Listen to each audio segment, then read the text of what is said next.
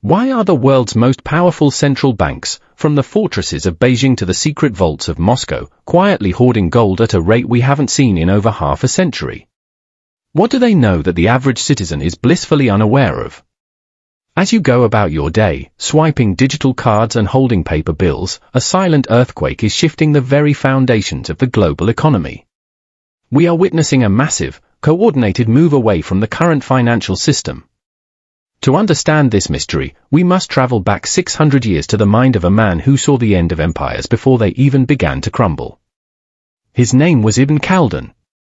He was a philosopher, a historian, and a pioneer of economics who lived through the rise and fall of great dynasties. He warned us that the death of a civilization always begins with one thing, the corruption and debasement of its money. Today, his ancient prophecy is no longer just a theory, it is becoming our terrifying reality. The world is preparing for something big, and it all starts with the yellow metal that has outlived every king, every president, and every currency ever created.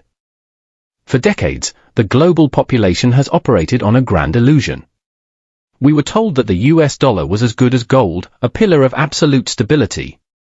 But look closer at the timeline of history. Since the early 1970s, when the last link between the dollar and physical gold was severed, the world entered an era of fiat money. This is paper backed by nothing but government promises. Ibn Khaldun, in his masterpiece The Muqaddimah, made a profound observation that modern bankers hate to discuss. He stated that wealth is not found in the stamps of a ruler or the ink on a page, true wealth is intrinsic.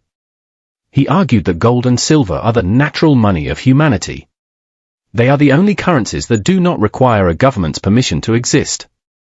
When you hold gold, you hold a piece of the earth's crust that costs labor and energy to extract. When you hold a paper bill, you hold a debt obligation that can be erased with the stroke of a pen.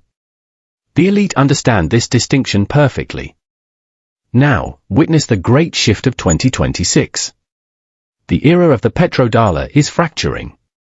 Nations that once bowed to the supremacy of the dollar are now realizing they have been holding onto a melting ice cube.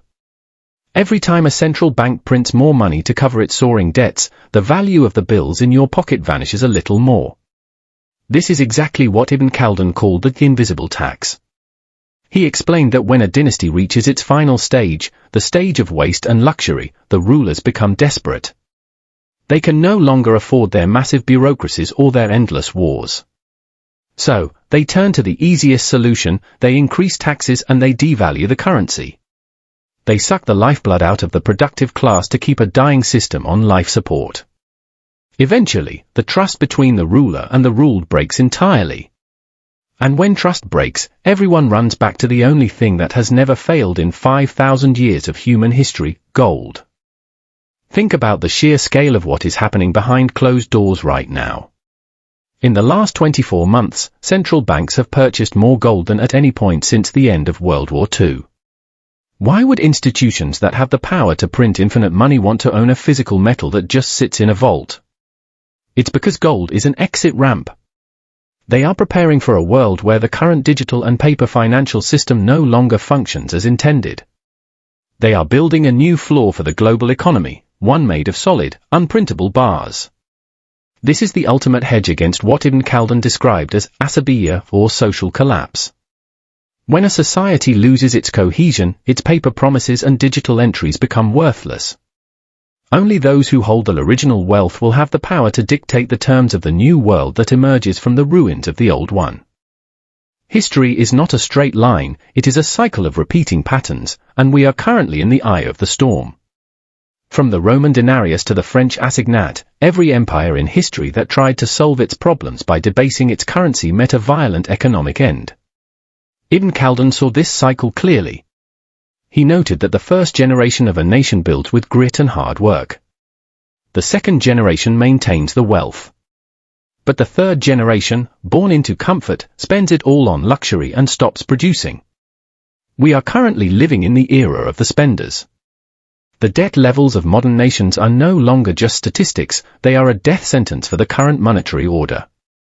By buying gold, central banks are admitting that the game of printing prosperity is almost over. They are quietly moving their pieces off the board while telling the public through the media that everything is under control. Imagine a world where your bank account is frozen for your political views, or where your digital wealth is subject to the whims of a central server. This isn't science fiction, it is the natural progression of a failing fiat system. The elites of the world are not waiting for the crash to happen, they are insuring themselves against it right now. They understand the Khaldunian cycle. They know that luxury leads to debt, debt leads to inflation, and inflation leads to a total reset of society. Gold is the only asset that is not someone else's liability.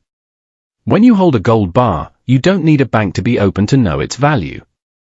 You don't need the internet to be working. You are holding something that cannot be cancelled, deleted, or inflated away. The central banks are hoarding it because they know that in the coming reset, the one who has the gold makes the rules. The central banks of the East are leading this charge. This shift of power from the West to the East is not just about military might, it's about a return to sound money. Nations that have historically valued gold, like China, India, and the Middle East, are now positioned to dictate the terms of the next global century. They are weary of a system that allows one nation to print the global reserve currency at will. Ibn Khaldun's ghost is watching as modern economists rediscover the laws of nature he wrote down in a desert tent centuries ago. He knew that any civilization that forgets the value of real labor and real assets is destined to be conquered by those who remember.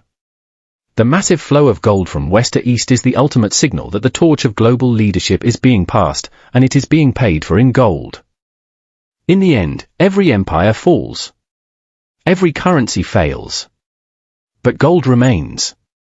It is the silent witness to the rise and fall of kings and the vanity of men. It is the ultimate truth in a world currently built on digital lies. Ibn Khaldun's warning to us is loud and clear: respect the nature of wealth, or be destroyed by the illusion of it. The central banks have made their choice. They have chosen the anchor of history over the sails of hope. As the shadows of the old world grow longer, the glimmer of gold grows brighter. The reset is coming, and it will be the greatest transfer of wealth in human history. The only question left for you is, will you be standing on the side of the broken promises, or on the side of the golden truth? History does not care about your feelings, it only follows the laws of cause and effect. Choose wisely.